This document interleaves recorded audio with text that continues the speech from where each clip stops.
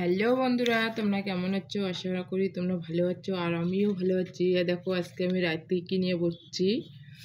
এই যে দুধ দুধ তো ভালোই আছে, মানে এখন গাইছে কি দুধ ভালোই হয়। তা আজকে চাল কম ছিল, ভাবলাম যে দুধ আছে, আজকে রাতে রুটি খাবো, তার জন্য রুটি বানাচ্ছি। আর একটা কথা কি, আমার যদি দুধ দেখি তাহলে আমার রুটি খেতে খুব ইচ্ছা করে। আমার আবার অনেকেই সবজি দিয়ে পছন্দ করে, আমার সবজি দিয়ে পছন্দ না রুটি, আমার দুধ দিয়ে ভালো লাগে। তার জন্য আজকে রাতে রুটি বানাইলাম।